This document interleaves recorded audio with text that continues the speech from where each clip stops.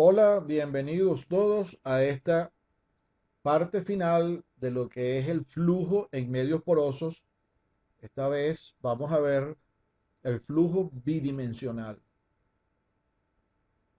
Primeramente vamos a estudiar el caso de bombeo de un acuífero no confinado a través de un pozo. Aquí a la derecha vemos esquemáticamente de qué se trata. Tenemos un acuífero no confinado de superficie libre, el cual es bombeado a través de este pozo productor de agua. Por lo tanto, tenemos que la superficie del agua varía en la dirección de el flujo hacia el pozo. Tenemos también la ubicación de dos piezómetros de un mismo lado que nos permiten establecer a qué distancia tengo un nivel determinado de la energía dada por la ubicación de la línea freática con relación al bombeo. Lo que vamos a tratar es de establecer una ecuación que nos permita establecer el flujo en función del cambio en el gradiente hidráulico del sistema a medida que establecemos el bombeo y el mismo alcanza un nivel estacionario. Esto lo logramos con el planteamiento hecho en la ecuación 746, que nos dice que el flujo unitario es igual a la conductividad hidráulica multiplicada por el cambio en el gradiente hidráulico multiplicado por 2pi radianes por la altura, por el radio, porque se trata de un sistema circular. Entonces, el flujo es radial hacia el centro donde está el pozo.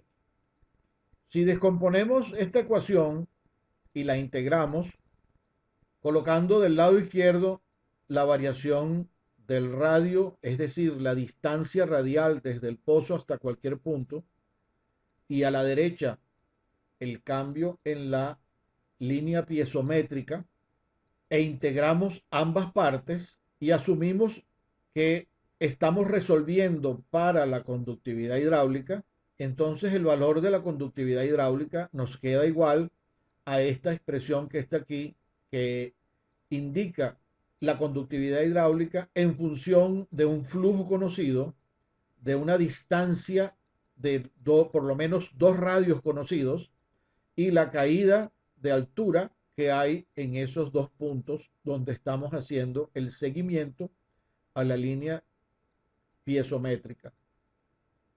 La ecuación que acabamos de conseguir aplica para cualquier tipo de unidades siempre que las mantengamos en forma homogénea.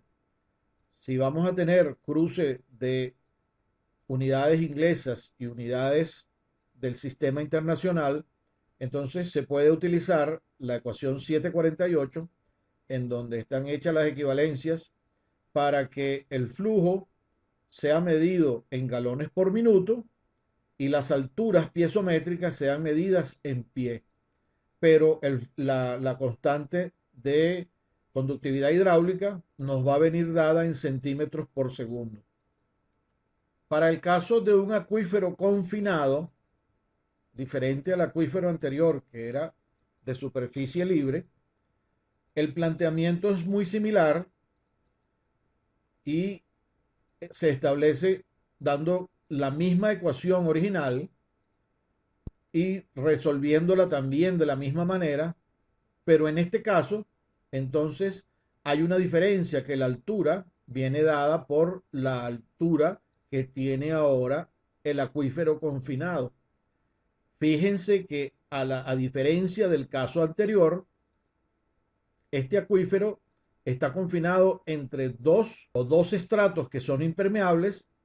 El sistema de bombeo atraviesa completamente la zona productora H del acuífero que está confinado y los piezómetros también miden cuánto es la caída piezométrica en dos puntos situados a distancias R1 y R2 del centro del pozo.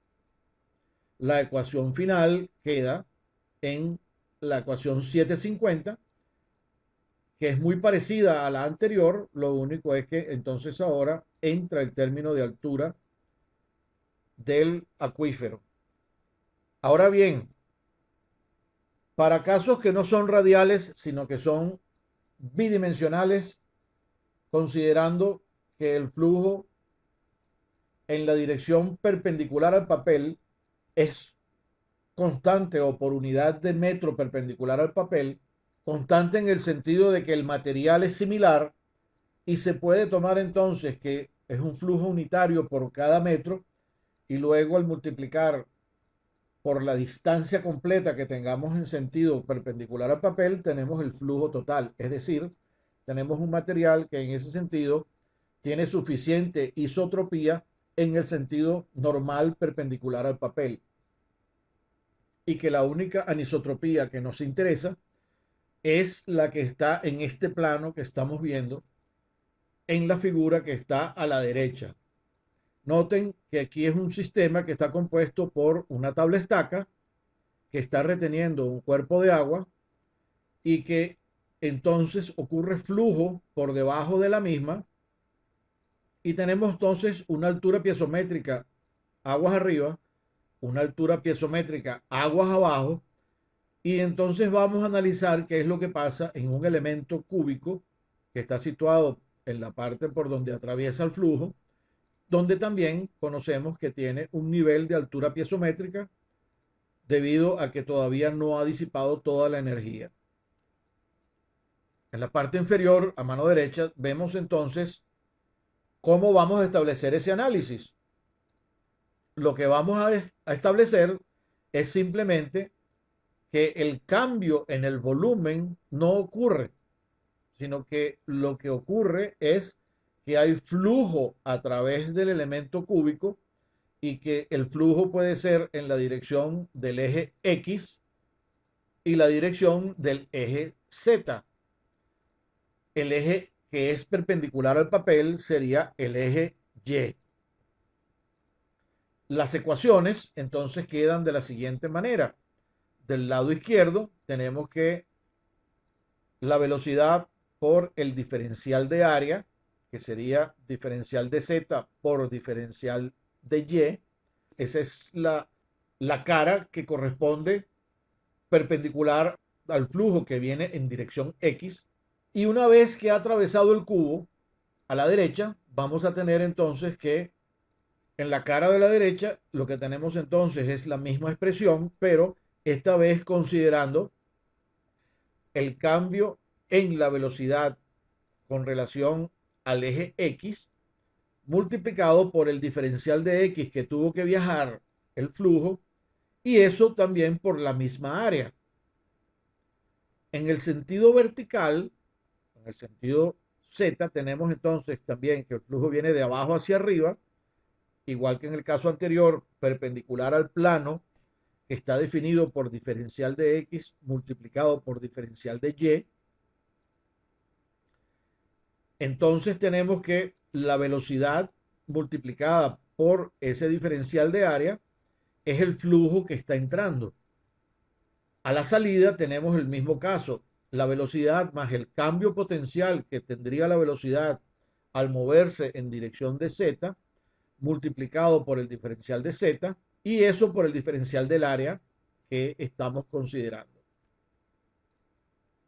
Tal como dijimos que el cambio de volumen no ocurre en el cubo, entonces al igualar el flujo entrante con el flujo saliente y agruparlos del mismo lado de la ecuación, tenemos que la diferencia en el flujo tiene que ser igual a cero por el sentido de la continuidad del flujo. Resolviendo esta ecuación, nos queda que el cambio en la velocidad en la dirección de X más el cambio en la velocidad en la dirección de Z tiene que ser igual a cero. Si utilizamos ahora la ecuación de Darcy, podemos establecer entonces la velocidad en términos de la conductividad hidráulica y del cambio en la línea piezométrica, tanto en la dirección de X como en la dirección de Z. Es decir, derivamos en cada caso cuánto es la variación de la altura con respecto a X, de la altura piezométrica, y la variación de la altura piezométrica con respecto a Z, y las introducimos en la ecuación 8.1. Y con eso obtenemos la ecuación 8.4, la cual nos dice que la conductividad hidráulica multiplicada por el cambio de la altura piezométrica con respecto a la longitud o a la dirección X dos veces es igual el cambio en la dirección Z de la conductividad hidráulica multiplicada por el cambio altura piezométrica en la dirección Z dos veces. Aquí tendríamos que contar con valores de conductividad hidráulica en el sentido X y en el sentido Z que nos permitan establecer entonces con precisión la aplicación de esta ecuación. Hay una simplificación que podríamos hacer, que es si logramos establecer una conductividad hidráulica equivalente para los dos casos, que considere los dos casos, la variación en X y la variación en Z, utilizando un poco las ecuaciones que vimos en el capítulo anterior, podríamos decir entonces que si logramos esa conductividad hidráulica equivalente o asumimos las conductividades hidráulicas en el sentido X y en el sentido Z son iguales, entonces la ecuación 8.4 se simplifica enormemente y se hace independiente de la conductividad hidráulica.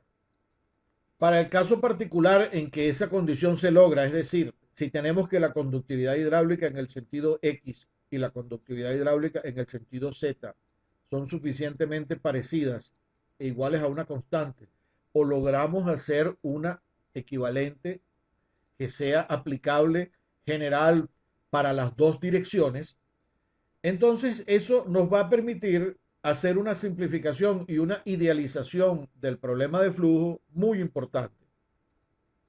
Esa simplificación lo que nos permite hacer es que las líneas de flujo y las líneas equipotenciales, las que tienen la misma caída de presión, sean normales entre sí.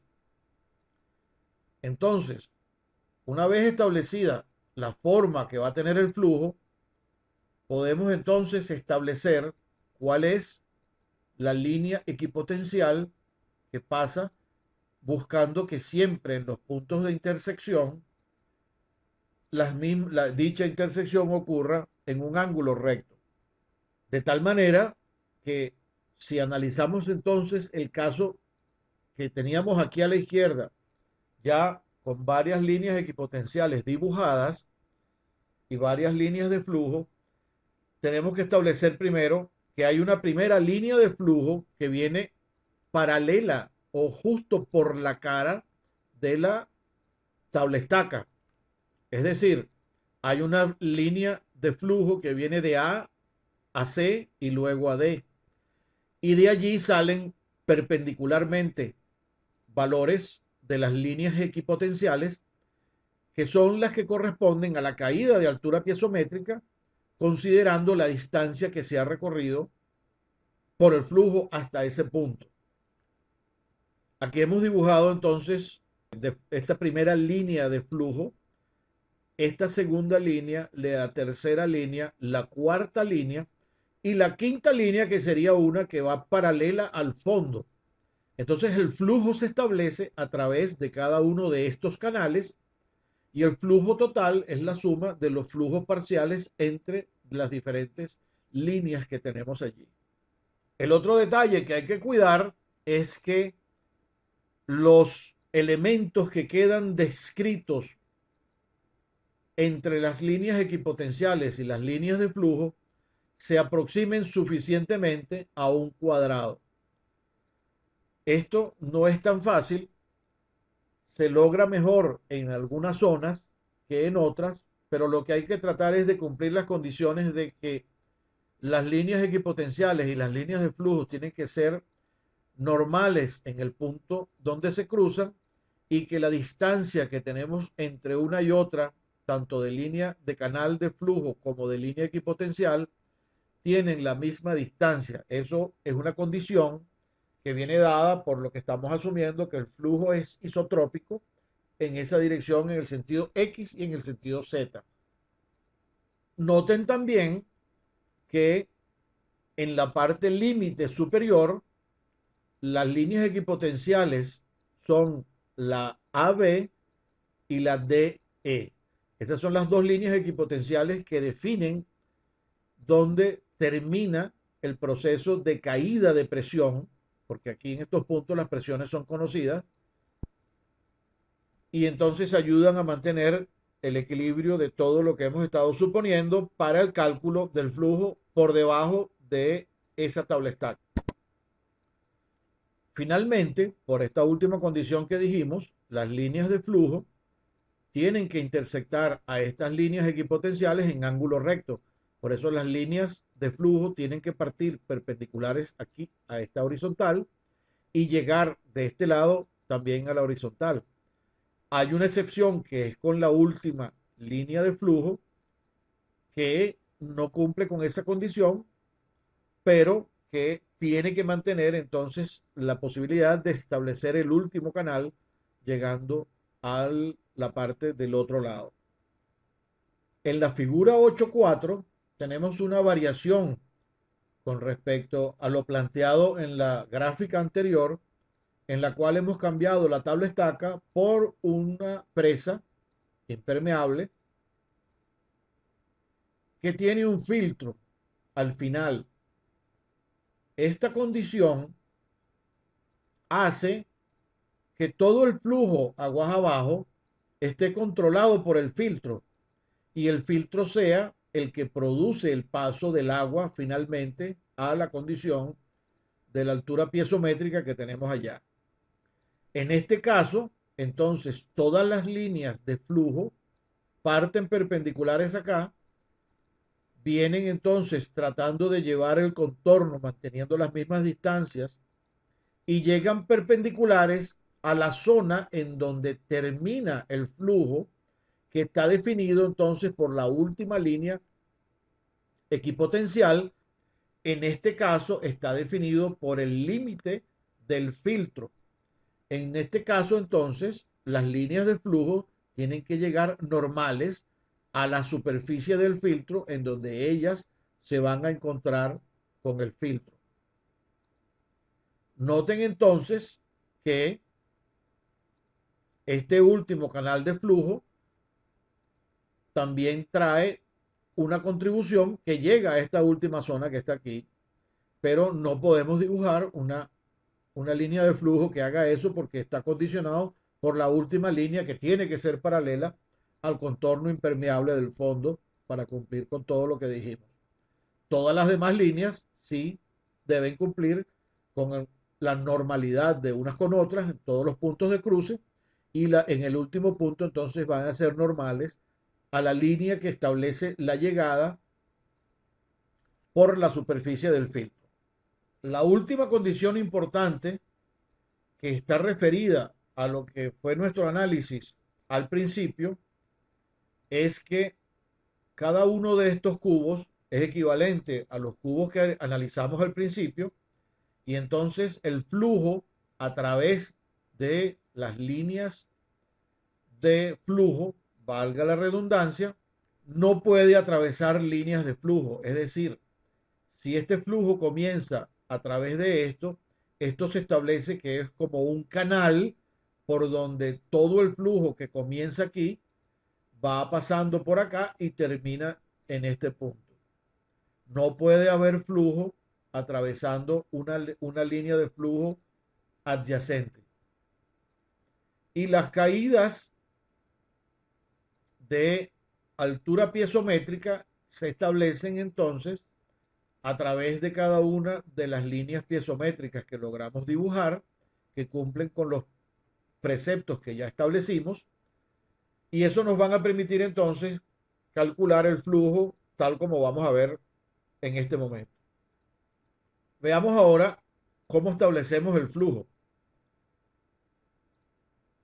El flujo que pasa a través de diferentes secciones dentro de un mismo canal de flujo que están indicados aquí abajo. En esta zona llamamos que el flujo es delta Q1. En el cuadrado siguiente llamamos que es delta Q2. Y en el siguiente llamamos que es delta Q3. Esos tres flujos tienen que ser iguales por lo que hemos establecido en nuestra ecuación original. Y es lo que nos garantiza la continuidad del flujo. Como todos los flujos son iguales, entonces el flujo a través de un mismo canal lo vamos a denominar delta Q. Si aplicamos entonces la ley de Darcy para colocar la conductividad hidráulica, que ya dijimos que era isotrópica, es la misma en la dirección X que en la dirección Z, entonces tenemos que al pasar en el canal de la sección H1 a la sección H2, tenemos una caída de presión de H1 menos H2 y dividido entre la longitud 1 nos da el gradiente hidráulico correspondiente. Y como hicimos que los elementos fueran cuadrados, tenemos que multiplicar entonces esto que es la velocidad por la sección, que es la altura, que también es L1, y por 1, que es el valor perpendicular al papel. Y entonces el flujo que va entre la línea equipotencial H1 y H2 es el mismo que va entre la H2 y la H3. También hacemos el mismo cálculo y es lo mismo que va entre la H3 y la H4, también multiplicadas por L3 en esta dirección y por 1 en la dirección perpendicular al papel. Como sabemos que los cambios o las caídas en altura piezométrica entre cada dos líneas equipotenciales es igual y vienen dadas entonces por la caída total dividida entre el número de caídas piezométricas que tenemos en el gráfico. Noten que H grande es este valor y que tenemos un número que llamamos a denominar ND, que es el número de caídas equipotenciales, que viene del inglés la D por drops, que es caídas. Simplificando entonces la ecuación que veníamos manejando, tenemos que el flujo a través del canal viene dado por la conductividad hidráulica multiplicado por la altura total dividido entre el número de caídas. Y este es el delta Q. Lo llamamos delta Q porque es el Q a través de un canal. De nuevo, como tenemos un número NF de canales definidos por la cantidad de líneas de flujo que tengamos, con la línea superior definida por la base del elemento que estamos considerando. Fíjense que aquí esta que estoy señalando, que va justo por la base del contorno de la presa, es mi primera línea de flujo. Y la última es esta línea que está aquí. Entonces, el número de canales lo contamos en el sentido de cuántos canales hay definidos por cada pareja de líneas de flujo consecutivas.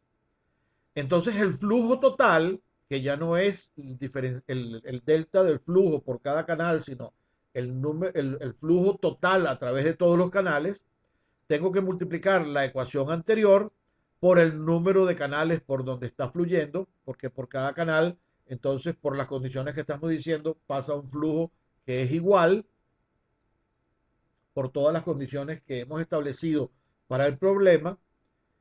Y tenemos entonces que la ecuación de flujo se transforma en esta ecuación que está aquí.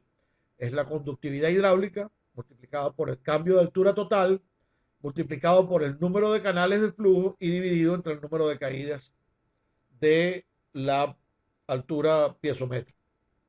Ahora bien, sabemos que tratar de dibujar cuadrados en todos los elementos en ocasiones puede resultar dificultoso.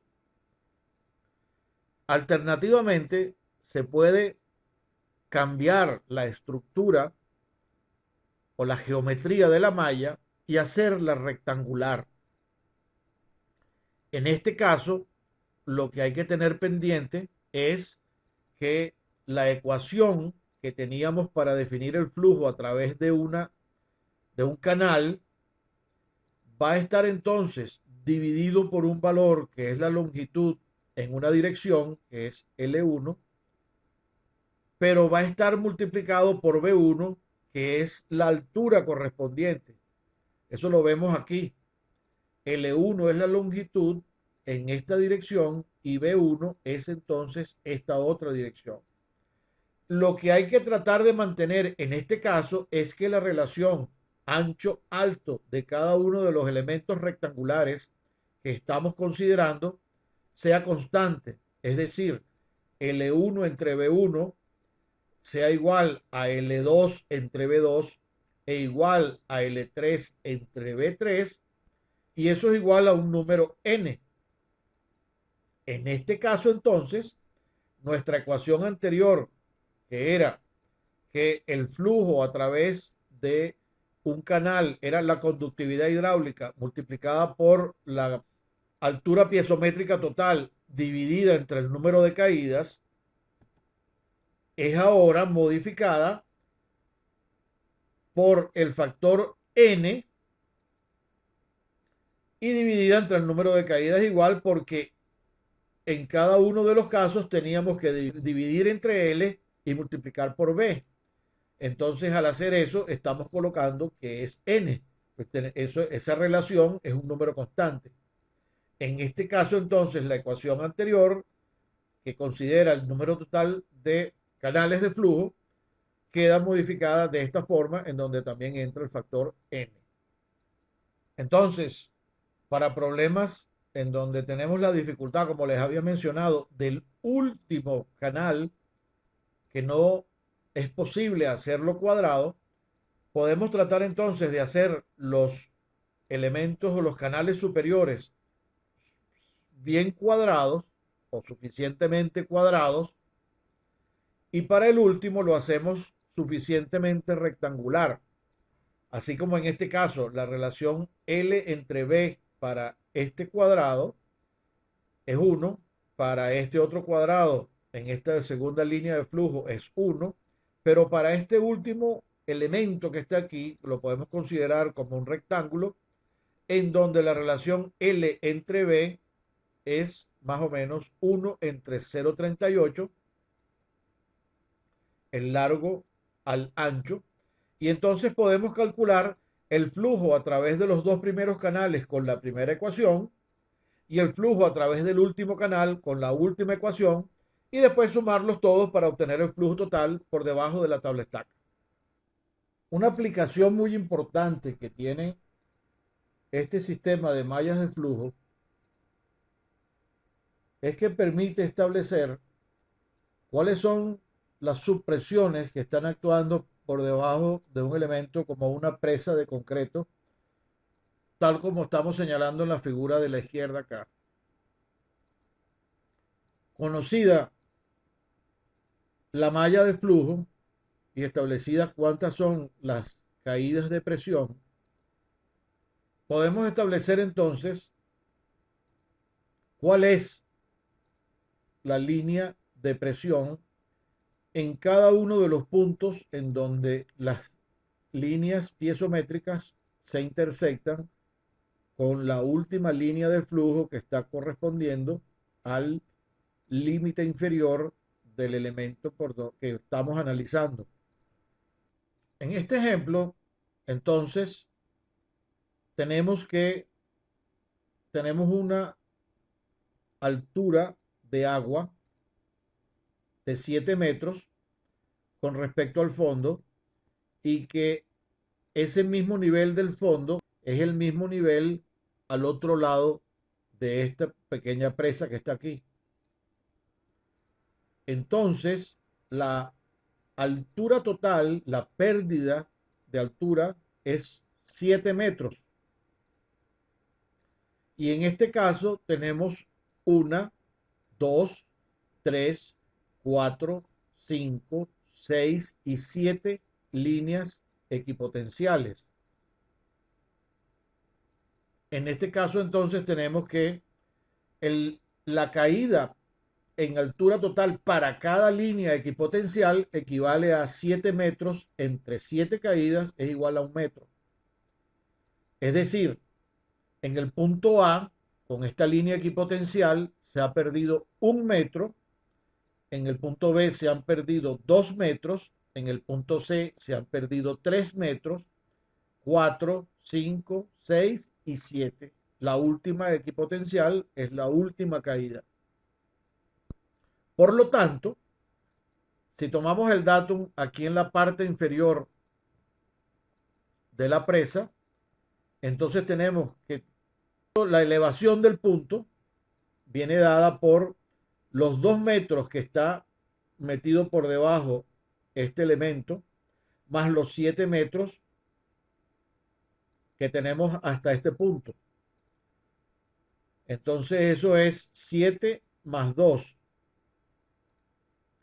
menos una caída equipotencial de 1 metro, que corresponde a la primera equipotencial. Entonces nos queda que 7 más 2, 9 menos 1, 8. En el punto A, la altura piezométrica es 8. De la misma manera entonces, como de aquí a cada hora es la misma posición, no está cambiando, estamos sobre el datum, entonces lo que va aumentando en esta ecuación es el número correspondiente a la caída que estamos en este caso. Entonces ahora es 7 más 2 menos 2, en cuyo caso en el siguiente punto B la línea piezométrica entonces es 7, la altura piezométrica está a 7 metros y la presión es 7 por el gamma del agua. En el siguiente, el C es 3 caídas, entonces es 9 menos 3, que viene 6, 5, 4 y 3 en el último valor aquí en F. Y estos corresponden entonces a los valores de la presión. Fíjense que es mayor en la zona de aguas arriba la presión